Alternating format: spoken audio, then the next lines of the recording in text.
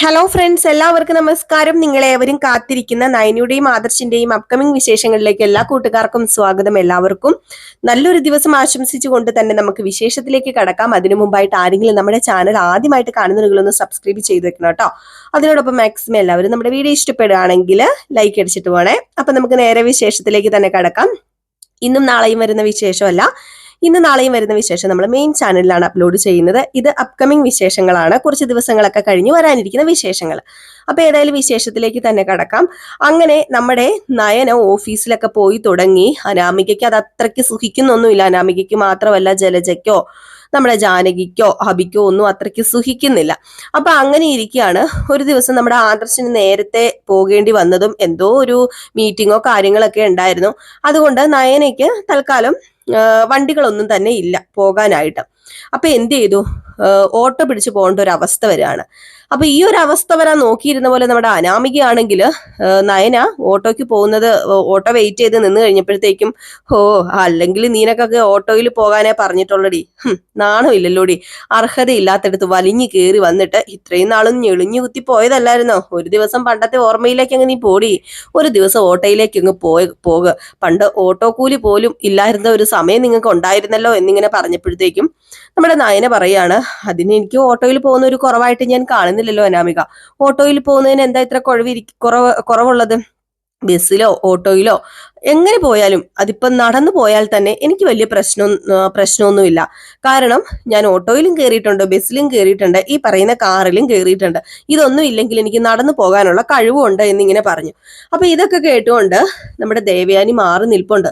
അപ്പൊ അനാമിക ഇങ്ങനെ കളിയാക്കുന്നത് കണ്ടപ്പം ദേവയാനിക്ക് അത്രയ്ക്ക് പിടിച്ചില്ല കേട്ടോ. തന്റെ മരുമകളെ കളിയാക്കുന്നത് അത്രയ്ക്ക് ഇഷ്ടമല്ലോ. അപ്പൊ ദേവയാനി ഇറങ്ങി വന്നു. ദേവയാനി ഇറങ്ങി വന്നിട്ട് എന്താ പ്രശ്നം എന്ന് ചോദിച്ചു കഴിഞ്ഞപ്പോഴത്തേക്കും, കണ്ടില്ലേ വല്യമ്മേ, ഇവക്കെ ഇപ്പം ഓട്ടോയിൽ പോകാൻ ഭയങ്കര ബുദ്ധിമുട്ടാണ് പോലും. വണ്ടിയില്ല, ആദർശേട്ടനെ നേരത്തെ പോയി എന്നൊക്കെ പറഞ്ഞുകൊണ്ട് മടിച്ച് നിൽക്കുക എന്നിങ്ങനെ പറഞ്ഞപ്പോഴത്തേക്കും നയന് പറഞ്ഞു, ഇല്ലമ്മേ, എനിക്ക് ഓട്ടോയിൽ പോകുന്നതുകൊണ്ട് ബുദ്ധിമുട്ടൊന്നുമില്ല, എനിക്ക് നടന്നു പോകാനും കുഴപ്പമൊന്നുമില്ല. ഞാൻ പണ്ടൊക്കെ ഇതൊക്കെ തന്നെയാണ് ശീലിച്ചിരുന്നത്. ഞങ്ങൾക്ക് പണ്ട് കാറോ അല്ലെങ്കിൽ പിന്നെ ഞങ്ങളെ കൊണ്ടുപോകാൻ രഥമോ ഒന്നും വന്നിട്ടൊന്നും ഇല്ലായിരുന്നു. ഞങ്ങൾ ബസ് സ്റ്റോപ്പിലേക്ക് നടന്നു പോയി അവിടുന്ന് ബസ് കയറിയാണ് പൊക്കോണ്ടിരുന്നത്. ഞാനും പല പല സാധനങ്ങൾ വിൽക്കാനും പ്രതിമകളൊക്കെ വിൽക്കാൻ പൊക്കോണ്ടിരുന്നതാണല്ലോ. അപ്പൊ ഞങ്ങള് ക്ലയന്റുകളൊക്കെ കാണാൻ പോകുന്നത് ഇങ്ങനെയൊക്കെ തന്നെയായിരുന്നു. ഇതെനിക്ക് വലിയ കുറച്ചിലായിട്ടൊന്നും തോന്നുന്നില്ല എന്നിങ്ങനെ പറഞ്ഞപ്പോഴത്തേക്കും നമ്മുടെ അനാമിക പറഞ്ഞു, കണ്ടില്ലേ ഇവളുടെ അതിവിനയം, ഇതുണ്ടല്ലോ വല്യമ്മേനെ കാണിക്കാനുള്ള വെറും കള്ള അടവാ, അതിവിനയം കാണിച്ച ഇവള് മയക്കാൻ നോക്കുന്നതാ വല്യമ്മ എന്നൊക്കെ ഇങ്ങനെ പറഞ്ഞു. അപ്പൊ മനസ്സിലാണെങ്കിൽ നമ്മുടെ ദേവയാനിക്ക് കലി മൂത്ത് വരികയാണ് കേട്ടോ. കലി എന്ന് പറഞ്ഞാൽ ഒന്നാന്തരം നല്ല കലിയാട്ടോ വരുന്നത് അനാമികയോട്. കാരണം അനാമിക കളിയാക്കുന്നത് തന്റെ മരുമകളെയാണ്, കരള് പകുത്തു തന്ന മരുമകളെയാണ് കളിയാക്കുന്നത്. അത് നോക്കിക്കൊണ്ട് നിൽക്കില്ല ഒരിക്കലും. ഏതായാലും ഈ സമയമാണ് നമ്മുടെ അനാമികയോട് ദേവയാനി പറയുന്നത്, അല്ല അനാമികെ, അല്ല നീ ഇപ്പൊ ഇതിനെക്കുറിച്ച് അന്വേഷിക്കേണ്ട കാര്യമൊന്നും ഇല്ലല്ലോ. മോള് ഒരു കാര്യം ചെയ്യുക, മോൾ അകത്ത് കയറി ചെല്ല്, മോക്ക് വേണ്ടി ഞാനൊരു ജോലി തയ്യാറാക്കി വെച്ചിട്ടുണ്ട്, മോളെ ഇന്നൊരു കറി ഞാൻ ഉണ്ടാക്കാൻ പഠിപ്പിക്കാന്നൊക്കെ പറയും. അനാമികനെ ഇങ്ങനെ ഉരുട്ടി പഠിപ്പിക്കുകയാണ് കേട്ടോ. കറി ഉണ്ടാക്കാൻ പഠിപ്പിക്കലും തറ തുടയ്ക്കാൻ പഠിപ്പിക്കലും മിറ്റുപടിക്കാൻ പഠിപ്പിക്കലും ഒക്കെ തന്നെയാണ്. ദേവയാനി നൈസായിട്ട് പണി കൊടുക്കുന്നുണ്ട്. അപ്പൊ ഇങ്ങനെ പറഞ്ഞു. അപ്പോഴത്തേക്ക് നയനയാണെങ്കിൽ അങ്ങ് ഓട്ടോയിൽ അങ്ങ് കയറി. ആ സമയത്ത് ഓട്ടോ വന്നു, ഓട്ടോയിൽ അങ്ങ് കയറി പോയി. ദേവയാനിക്ക് ഭയങ്കര സങ്കടം. നമ്മുടെ മൂർത്തീസ് ജ്വല്ലറിയുടെ ഡിസൈനർ ഒരിക്കലും ഒരു ഓട്ടോയിൽ പോകേണ്ട ഒരു ആളല്ല. അവള് നല്ല രീതിയിൽ തന്നെ ശമ്പളം മേടിക്കുന്ന ഒരു ഡിസൈനർ ആണല്ലോ. അപ്പൊ അതുകൊണ്ട് തന്നെ 2 ലക്ഷം രൂപ എങ്ങാണ്ട് മാസം ശമ്പളം ഒക്കെ ഉണ്ട്. അപ്പൊ അതുകൊണ്ട് തന്നെ പ്രത്യേകിച്ച് എന്റെ മരുമകള് ഓട്ടോയിൽ പോകേണ്ട ആളല്ല. അവർക്ക് ഉടനെ തന്നെ ഒരു കാറ് ബുക്ക് ചെയ്യണം എന്ന് പറഞ്ഞ് ഒരു അടിപൊളി കാറൊക്കെ വിളിച്ച് ബുക്ക് ചെയ്യുകയാണ്. ഏതായാലും ഇതൊന്നും അനാമിക അറിയുന്നില്ല. അനാമിക ഇപ്പോഴും ദേവയാനിയോട് തന്റെ മരുമകളെ കുറിച്ച് കുറ്റം പറഞ്ഞുകൊണ്ട് തന്നെ നടക്കുകയാണ്. അങ്ങനെ പെട്ടെന്നാണ് ഒരു ദിവസം വീട്ടിലേക്ക് ആ ഒരു കാറുമായിട്ട് വരുന്നത് കമ്പനിക്കാര്. അങ്ങനെ ബുക്ക് ചെയ്ത കാറൊക്കെ ആയിട്ട് എല്ലാം സെറ്റൊക്കെ ആക്കിയായിരുന്നു നമ്മുടെ ദേവയാനി കാറുമായിട്ട് വരികയാണ്. അപ്പൊ ദേവയാനി അല്ല കാറുമായിട്ട് വരുന്ന, കമ്പനിക്കാരാണ് കേട്ടോ കാറുമായിട്ട് വരുന്നത്. അപ്പോഴത്തേക്കും പെട്ടെന്ന് ജലജ നോക്കിയപ്പോഴത്തേക്കും ഒരാള് കാറും കൊണ്ട് ഇങ്ങനെ വരുന്നു. അപ്പം അയാൾ കയറി വന്നിട്ട് പറയുകയാണ്, ഞങ്ങൾ ഇങ്ങനെ വരികയാണ്. അപ്പം ഇവിടെ ഒരു കാറ് ബുക്ക് ചെയ്തിട്ടുണ്ടായിരുന്നു. അപ്പം അതിന്റെ എല്ലാ ഇതും കഴിഞ്ഞു. അപ്പൊ അതുകൊണ്ട് തന്നെ ഞങ്ങൾ കാറുമായിട്ട് വരികയാണെന്നൊക്കെ ഇങ്ങനെ പറഞ്ഞു കഴിഞ്ഞപ്പോഴത്തേക്ക് ജലജ, കാറോ, ഇതിനിപ്പോ ആരായിരിക്കും? മിക്കവാറും അനാമിക മോളുടെ അച്ഛനായിരിക്കും ഈ കാറ് കൊടുത്തു വിട്ടിട്ടുണ്ടായിരിക്കുക, അനാമിക മോളുടെ അച്ഛനായിരിക്കും എന്നും പറഞ്ഞ് അനാമിക മോളെ നിനക്ക് നിന്റെ അച്ഛൻ ബുക്ക് ചെയ്ത കാറ് വന്നു എന്ന് പറഞ്ഞു. അനാമിക, എന്റെ അച്ഛൻ ബുക്ക് ചെയ്ത കാറോ? അച്ഛൻ അങ്ങനെ കാറൊന്നും ബുക്ക് ചെയ്തില്ലല്ലോ, അല്ലെങ്കിൽ തന്നെ കാർ ബുക്ക് ചെയ്യാൻ മാത്രം എന്റെ അച്ഛന്റെ കയ്യിൽ എവിടുന്ന പൈസ എന്ന രീതിയിൽ അനാമിക വന്നു. അനാമിക വന്നു കഴിഞ്ഞപ്പോഴത്തേക്കും അനാമികയോട് അയാൾ പറഞ്ഞു, ഇതിവിടുത്തെ മേഡം ദേവയാനി മേഡം ബുക്ക് ചെയ്ത കാറാണെന്ന് പറഞ്ഞു. അപ്പോഴത്തേക്കും ജാനകി, എനിക്ക് അപ്പോഴേ അറിയായിരുന്നു മോളെ അനാമികയെ, ഇത് നിനക്ക് വേണ്ടി ബുക്ക് ചെയ്ത കാറാ, നിനക്ക് വേണ്ടി ഏട്ടത്തി തരുന്ന സമ്മാനമായി ഇത്. എനിക്ക് അപ്പോഴേ സംശയം ഉണ്ടായിരുന്നു, മോൾ ഇവിടുന്ന് പല തവണയും ടാക്സി വിളിച്ചു പോകുന്നത് കണ്ടിട്ടുണ്ട്, അതുകൊണ്ട് ഏടത്തി നിനക്ക് വേണ്ടി ബുക്ക് ചെയ്താ എന്ന് പറഞ്ഞപ്പോഴത്തേക്കും ജലജ, പിന്നെ ഇപ്പൊ ഇവക്ക് വേണ്ടി ബുക്ക് ചെയ്ത് കൊടുക്കും, ഇപ്പം തലയിൽ കയറ്റി വെച്ചേക്കുന്ന പുന്നാര മരുമകളുണ്ടല്ലോ, അവൾക്ക് വേണ്ടി ആയിരിക്കും ഇത്. അതെനിക്ക് ഉറപ്പാന്ന് പറഞ്ഞിട്ട് മനസ്സിൽ ഇങ്ങനെ പറഞ്ഞിട്ട് അവരോട് പറയാണ്, അനാമികയോട് പറയാണ്, ഏതായാലും മോള് തിടുക്കത്തിൽ അങ്ങോട്ട് ചെല്ലുവൊന്നും വേണ്ട, എനിക്ക് തോന്നുന്നു ഇതിൽ എന്തോ പന്തികേടുണ്ടെന്ന് തന്നെയാണ്.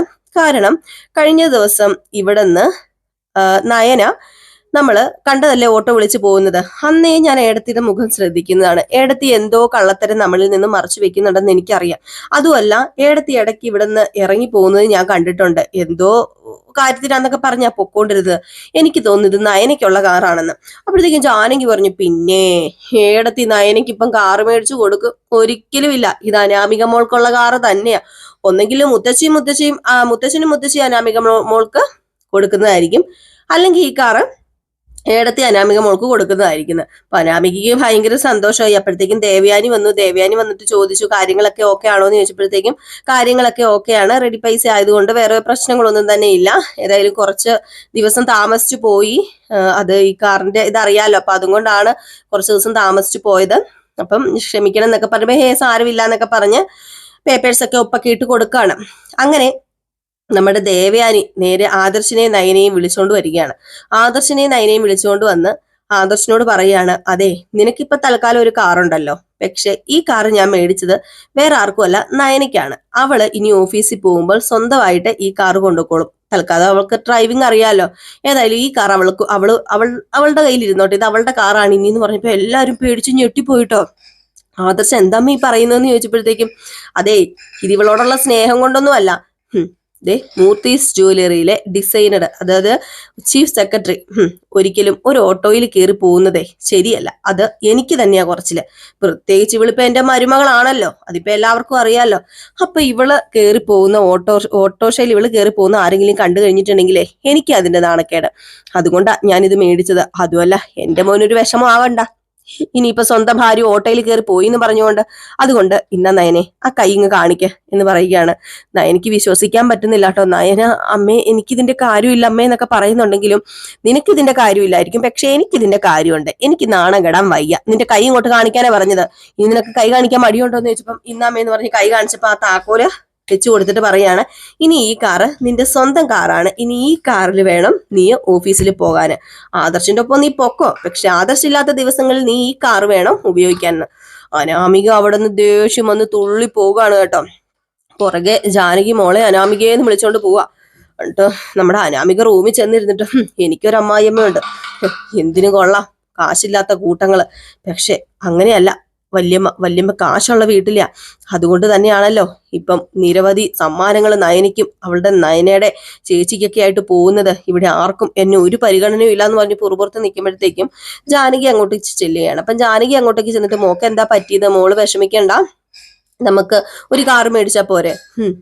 എനിക്കൊരു വിഷമവും ഇല്ല, എനിക്ക് ആവശ്യത്തിലധികം കാറുണ്ട്, എനിക്ക് എൻ്റെ വീട്ടിൽ നിരവധി കാറുകളുണ്ട്, ഇതല്ല എന്നെ കൊച്ചാക്കാൻ വേണ്ടി എല്ലാവരും കൂടെ ചെയ്യുന്നതാ, അത് ഓർക്കുമ്പോഴാ എനിക്ക് സങ്കടം വരുന്നതെന്ന് പറയുമ്പോഴത്തേക്കും നമ്മുടെ അനി വന്നിട്ട് അല്ലെങ്കിലും നിനക്ക് ഭയങ്കര സങ്കടം വരലാണല്ലോ, ഇവിടെ ഏടത്തിക്ക് ആരെന്ത് ചെയ്തു കൊടുത്താലും നിനക്ക് പിടിക്കത്തില്ല, അതെ, ഏടത്തിക്ക് ഇങ്ങനെ ആരെങ്കിലും എന്തെങ്കിലും ചെയ്തു കൊടുക്കുന്നുണ്ടെങ്കിൽ അത് ഏടത്തിയുടെ നല്ല മനസ്സിന്റെ, അത് ഞാൻ ഒരു കാര്യം പറഞ്ഞേ, നമ്മൾ ചെയ്യുന്നത് നമ്മൾ അനുഭവിക്കുന്നത്, നിനക്ക് ഇങ്ങനെയൊക്കെ നല്ല രീതിയിൽ ജീവിക്കണം എന്നുണ്ടെങ്കിൽ നീ നല്ലതുപോലെ ഈ തറവാടിനെ സ്നേഹിക്കണം, അതുപോലെ മുത്തശ്ശനെയും മുത്തശ്ശിയെയൊക്കെ സ്നേഹിക്കണം, പക്ഷെ നിനക്ക് സ്നേഹമല്ല പണത്തിനോട് ആർത്തി മാത്രമാണെന്ന് ഇങ്ങനെ പറഞ്ഞപ്പോഴത്തേക്കും, ഞാനൊരു കാര്യം പറഞ്ഞേക്കാം, പണത്തിനോട് എനിക്ക് ആർത്തി ഉണ്ടെന്ന് പറയരുത്, ചെറുപ്പത്തിലെ ഞാൻ സ്വർണ്ണക്കരണ്ടി വായിലിട്ടുകൊണ്ട് വന്നോളാം എന്ന് പറഞ്ഞപ്പോ സ്വർണ്ണക്കരണ്ടി അല്ല ഞാൻ പറയുന്നില്ല എന്ന് പറഞ്ഞുകൊണ്ട് അനി അങ്ങ് പോയി കേട്ടോ. ഏതായാലും അനി പൂർണ്ണമായിട്ടും അനാമികയിൽ നിന്നും അകന്നു കഴിഞ്ഞു, അതുപോലെ തന്നെ നന്ദുവായിട്ട് അടുത്തും കഴിഞ്ഞു. ആ ഒരു അവസ്ഥയിലാണ് കേട്ടോ അവര് തമ്മിലുള്ളത്. അതായത് ഈ സമയം വണ്ടി മേടിച്ച സന്തോഷം അറിയിക്കാൻ വേണ്ടി നമ്മുടെ ആദർശും നയനയും കൂടി ഗോവിന്ദന്റെയും കനകയുടെയും അടുത്തേക്ക് പോവുകയാണ് കേട്ടോ. അവിടെ ചെന്നിട്ട് വണ്ടി മേടിച്ച കാര്യമൊക്കെ പറയുകയാണ്. ഈ വണ്ടി ഓടിച്ചുകൊണ്ട് നയനയാണ് ചെല്ലുന്നത്. ഭയങ്കര സന്തോഷത്തോടു കൂടി തന്നെ നമ്മുടെ കനകദുർഗ ഓടി ചെല്ലുകയാണ്. ഇതിനിടയിൽ നവ്യ വിളിച്ച് കനകദുർഗയോടെല്ലാം പറഞ്ഞിരുന്നു കേട്ടോ. അപ്പൊ അതുകൊണ്ട് തന്നെ കാറുമായിട്ട് വന്ന നമ്മുടെ നയനിയുടെ അടുത്തേക്ക് ഓടി ചെല്ലുകയാണ്. ഓടി ചെന്നിട്ട് മോളേന്ന് പറഞ്ഞ് വിളിച്ച് കെട്ടിപ്പിടിച്ചിട്ട്, ഞാനും നിന്റെ അച്ഛനും കാണാൻ ആഗ്രഹിച്ച രംഗങ്ങളാ മോളെ ഇപ്പൊ ഞാൻ കണ്ടുകൊണ്ടിരിക്കുന്നത്. ഒരുപാട് പ്രാർത്ഥിച്ചതാ മോക്ക് നല്ലൊരു ജീവിതം കിട്ടാന്. ഒത്തിരി വൈകിട്ടാണെങ്കിലും മോൾക്ക് ഇങ്ങനെ ഒരു ജീവിതം കിട്ടിയല്ലോ. അല്ല, ഞാനൊരു കാര്യം ചോദിക്കട്ടെ, ദേവയാനി ചേച്ചിക്ക് സത്യങ്ങളൊക്കെ മനസ്സിലായോ? അപ്പൊ ആദർശ് പറഞ്ഞു, ഹേ ഇല്ല, അമ്മയ്ക്ക് സത്യങ്ങളൊന്നും മനസ്സിലായിട്ടില്ല. ഇതേതായാലും വേറെ ഒന്നും കൊണ്ടും അല്ല, ഇവളിപ്പം ചീഫ് സെക്രട്ടറിയും അതുപോലെ തന്നെ ഡിസൈനറൊക്കെ ആണല്ലോ മൂർത്തീസ് ജ്വല്ലറിയുടെ. അപ്പൊ അതുകൊണ്ട് ഒരു കുറച്ചിലും ഉണ്ടാകാൻ പാടില്ല എന്ന് പറഞ്ഞുകൊണ്ടാണ് അമ്മ ഇവക്ക് ഈ വണ്ടി സമ്മാനിച്ചത്. പിന്നെ ഞാനും മുത്തച്ഛനും മുത്തശ്ശിയും അതുപോലെ തന്നെ അച്ഛനും ഒക്കെ ഇവളെ ഏറെ സ്നേഹിക്കുന്നുണ്ടെന്നറിയാം. ഇവളുടെ സന്തോഷം കാണുമ്പം ഞങ്ങളും സന്തോഷിക്കുന്നറിയാം. അതുകൊണ്ടാണത്രേ ഇപ്പൊ അമ്മ ഇവളെ കുത്തി കുത്തി വേദനിപ്പിക്കാത്തതും അതുപോലെ തന്നെ ഇതുപോലെയുള്ള സമ്മാനങ്ങളൊക്കെ കൊടുക്കുന്നതും. ഇവളോടുള്ള സ്നേഹം കൊണ്ടൊന്നും അല്ല എന്നെടുത്ത് എടുത്തു പറയുന്നുണ്ട്. പക്ഷെ അതൊന്നും അല്ല ആന്റി. ദേ, എൻ്റെ അമ്മയ്ക്ക് ഇവളെ ഇപ്പം സത്യത്തിൽ യാഥാർത്ഥ്യമായിട്ട് എനിക്ക് തോന്നുന്നത് സ്നേഹിക്കുന്നുണ്ടെന്ന് തന്നെയാണ്. അത് ഞാനൊരു കാരണക്കാരനും അതുപോലെ മുത്തശ്ശിയും അച്ഛനും ഒക്കെ വെറുതെ കാരണക്കാരനും ഒക്കെ ആവുന്നതാണ്. എൻ്റെ അമ്മ മനസ്സറിഞ്ഞ് മരുമകളെ സ്നേഹിച്ചു തുടങ്ങി എന്നിങ്ങനെ പറഞ്ഞു. അപ്പൊ ഇത് കേട്ട് കഴിഞ്ഞപ്പോഴത്തേക്ക് നമ്മുടെ നയന പറയാണ്, അത് പിന്നെ അതെനിക്ക് വലിയ വിശ്വാസമൊന്നുമില്ല. എനിക്ക് തോന്നുന്നത് വേറൊന്നുമല്ല, ആദർശേട്ടൻ എന്നെ കൂടുതൽ സ്നേഹിക്കുന്നുണ്ടല്ലോ. അപ്പം അമ്മ എന്നെയും സ്നേഹിക്കാതിരുന്നു കഴിഞ്ഞാൽ ആദർശേട്ടൻ ഇനിയിപ്പൊ അമ്മയിൽ നിന്നും അകലുവോ എന്നൊരു പേടി കാണുമായിരിക്കും. അതായിരിക്കും എന്നൊക്കെ പറഞ്ഞപ്പോഴത്തേക്കും, എന്താണെങ്കിലും മോളെ നിന്റെ ഈ ജീവിതം കാണാൻ ഞാൻ ആഗ്രഹിച്ചത്. ഇനി എനിക്ക് ഒരു ആഗ്രഹവും കൂടിയേ ഉള്ളൂ, നവ്യ അവൾക്കും നല്ലൊരു ജീവിതം ഉണ്ടാകണം. പാവം എൻ്റെ മോൾ ഒരുപാട് കഷ്ടപ്പെടുന്നുണ്ട്. അവള് ഒരുപാട് സുഖിച്ച് ജീവിച്ചതാ. ചിലപ്പോൾ അതുകൊണ്ടായിരിക്കാം ഈ സമയങ്ങളിൽ അവൾ കഷ്ടപ്പെടുന്നത്. ചിലപ്പോൾ ഒരു കുഞ്ഞുണ്ടായി കഴിയുമ്പോൾ അവളുടെ എല്ലാം കഷ്ടപ്പാടുകളും മാറുമായിരിക്കാം എന്ന് പറയുമ്പോൾ ആദർശ് പറയാണ്, അഭി എന്ന് നന്നാകുന്നോ അന്ന് നയനയുടെ കഷ്ടപ്പാടൊക്കെ മാറും. പിന്നെ അറിയാലോ, അഭിയുടെ അമ്മ ജലജയപ്പച്ചി ഒരുപാട് വഷളാക്കി കളഞ്ഞു അഭിയെ വളർത്തി വന്ന സാഹചര്യങ്ങളൊക്കെ ഒരുപാട് മോശമായി പോയി. അതുകൊണ്ടൊക്കെയാ ഇത് സംഭവിച്ചത്. ഏതായാലും ഇനി അങ്ങനെയൊന്നും സംഭവിക്കാതെ നല്ല രീതിയിൽ തന്നെ പോകാൻ വേണ്ടി പ്രാർത്ഥിക്കാം. അല്ലാതെ വേറൊന്നും ഇതിൽ ചെയ്യാനില്ല. അഭിയുടെ സ്വഭാവം മാറ്റിയെടുക്കുന്നത് അത്രയ്ക്ക് എളുപ്പമായ കാര്യമൊന്നും അല്ല എന്ന് പറയുമ്പോഴത്തേക്കും നമ്മുടെ നയന പറയുന്നുണ്ട്, അഭിയുടെ സ്വഭാവം മാറും, അതെനിക്ക് ഉറപ്പുണ്ട്. ആ കുഞ്ഞ് ജനിക്കട്ടെ. ആ കുഞ്ഞ് ജനിക്കുന്നതോടെ എൻ്റെ ചേച്ചിയുടെ രാശിയും തെളിയും എന്നൊക്കെ പറയാണ് കേട്ടോ. അപ്പൊ ഏതായാലും ഇന്നത്തെ വിശേഷം ഞാൻ ഇവിടെ കൊണ്ട് നിർത്തുകയാണ്. അപ്പൊ ഇനിയിപ്പോ അടുത്ത വിശേഷത്തിൽ നമുക്ക് കാണാം കേട്ടോ. അപ്പൊ ഞാൻ പ്രത്യേകം എടുത്ത് പറയാണിത് വരാനിരിക്കുന്ന അപ്കമിങ് വിശേഷങ്ങളാണ്. ഒറിജിനൽ വിശേഷം മീൻസ് ഫുൾ വിശേഷമോ അതുപോലെ പ്രമോ വിശേഷമോ അല്ല നാളത്തെ. ഇനി വരാനിരിക്കുന്ന കുറച്ച് ദിവസങ്ങൾ കഴിഞ്ഞ് അല്ലെങ്കിൽ മാസങ്ങൾക്ക് അകം വരാനിരിക്കുന്ന വിശേഷങ്ങളാണ് കേട്ടോ. അപ്പം നമുക്ക് ഇങ്ങനത്തെ വിശേഷം കാണാൻ താല്പര്യമുള്ളവർ മാത്രം നമ്മുടെ ചാനൽ സബ്സ്ക്രൈബ് ചെയ്താൽ മതി. കുറച്ച് പേർക്കൊന്നും ഇഷ്ടപ്പെടൂലല്ലോ നമ്മുടെ ഈ വരുന്ന വിശേഷം കേൾക്കാൻ താല്പര്യം ഇല്ലാത്ത ആൾക്കാരും ഉണ്ട്. അപ്പൊ അതുകൊണ്ട് അവരോട് ഞാൻ എടുത്ത് പറയുകയാണ്. അപ്പൊ കമന്റ്സിലൊക്കെ ഇങ്ങനെ വന്നിട്ടുണ്ട്, എന്തിനാണ് ചിന്നു ഇങ്ങനെ വരാനിരിക്കുന്ന വിശേഷം കൊണ്ടുവരിക എന്ന് ചോദിച്ചിട്ടുണ്ട്. അപ്പം പലരും നമ്മളോട് പറഞ്ഞിട്ടുണ്ട് ഇനി വരാനിരിക്കുന്ന വിശേഷം കേൾക്കാൻ താല്പര്യമാണ്. ഇന്ന് നാളെയും വരുന്ന വിശേഷം ഞങ്ങൾക്ക് അറിയാലോ. അപ്പൊ ഇനി വരാനിരിക്കുന്ന വിശേഷം കേൾക്കാൻ താല്പര്യമുണ്ട് എന്ന് പറഞ്ഞതുകൊണ്ടാണ് നമ്മൾ ഇങ്ങനെ ഒരു ചാനൽ തുടങ്ങി ഇതിൽ അപ്കമിങ് വിശേഷം ഇട്ട് തുടങ്ങിയത്. അപ്പൊ അങ്ങനെ കേൾക്കാൻ വേണ്ടി ഉള്ളവർക്ക് മാത്രം. അപ്പൊ അങ്ങനെ കേൾക്കാൻ ആഗ്രഹമുള്ളവർ ആണെങ്കിൽ മാത്രം നമ്മുടെ വിശേഷം കേൾക്കാം കേട്ടോ. അല്ലാത്തവര് സ്കിപ്പ് ചെയ്ത് പൊക്കോളൂ. നമ്മുടെ ഫുൾ വിശേഷവും അതുപോലെ പ്രമോ വിശേഷവും ഒക്കെ നമ്മൾ മെയിൻ ചാനലിൽ അപ്ലോഡ് ചെയ്യുന്നുണ്ട്. അപ്പൊ എല്ലാവർക്കും വീണ്ടും നല്ലൊരു ദിവസം ആശംസിച്ചുകൊണ്ട് നിർത്തുന്നു. നെക്സ്റ്റ് വീഡിയോ ആയിട്ട് വരുന്നവരെ ടാറ്റാ ബൈ ബൈ.